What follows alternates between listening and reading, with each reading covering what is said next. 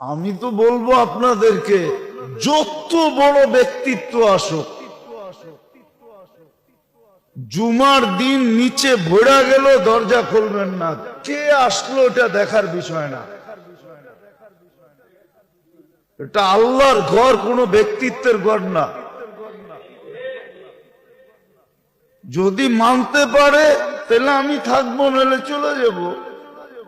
আমাদের কোনো জরুরি না এখানে জুমা পড়াইতে হবে।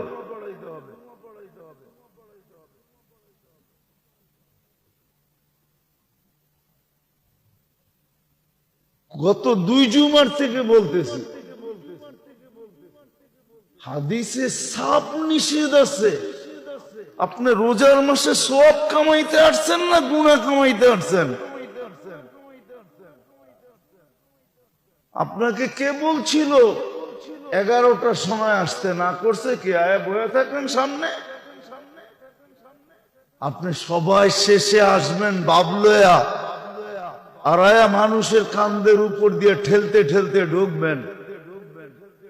রাগ হয়ে যাবেন কথা বললে।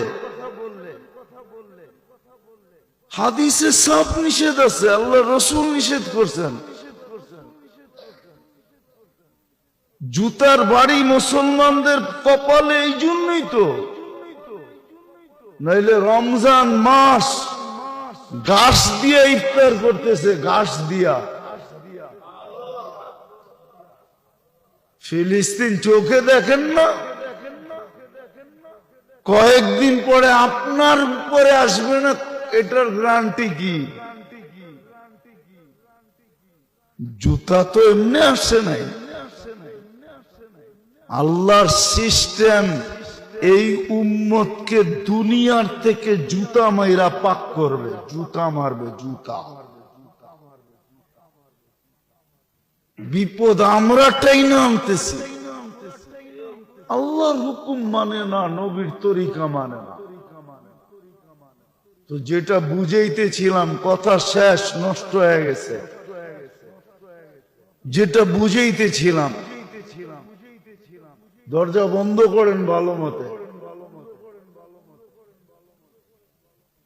হ্যাঁ, পরে জায়গা থাকলে আমরা ঢুকাবো, অসুবিধা নেই। জায়গা তো কেউ এখানে ঘুমাবে না। ঘুমাবেন আপনারা? না বিছনা নিয়ে আইছেন, বালিশ নিয়ে আইছেন? পরে ঢুকাবো জায়গা থাকলে। কিন্তু আপনি কথা চলাকালীন একজনের কান্দের উপর দিয়া টপকায় টপকায় টপকায় টপকায় আপনি আসবেন, আল্লাহ রসুলের হুকুমের খেলাপ করবেন, নিষেধ করবেন, আর আমরা দেখতে থাকবো। বেতনভোগী কর্মচারী দিকে দেখতে থাকবো, কিচ্ছু বলবো না। ওরকম বেতনভোগী কর্মচারী আমি না।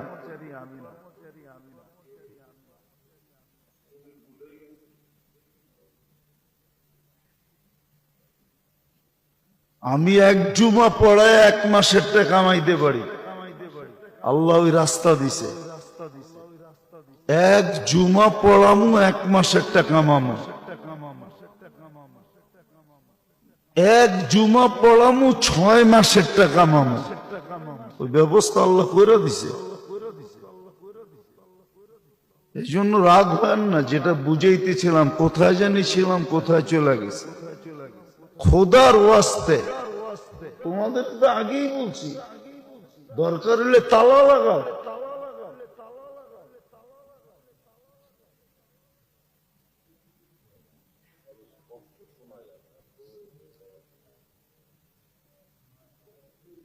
তো যেটা বুঝাইতেছিলাম মেরে দোস্ত, আল্লাহ ইচ্ছা স্বাধীনতা দিয়েছেন বিদায় আপনি রমজানে যেমন খুশি তেমন চলতে পারেন। নাইলে রমজানের মতো মাস, রোজার মতো জিনিস, আর রোজাদারের মূল্যায়ন, যেখানে প্রথম দিন থেকে ফেরেশতা নির্ধারিত যে স্লোগান দিয়া ডাকতেছে, নেকি আলারা নেকি কর, যত পারস কর, কাছা মাইরা কমর বাঙ্গা কর, কেননা এই সুযোগ তোমার জীবনে আর নাও আসতে পারে।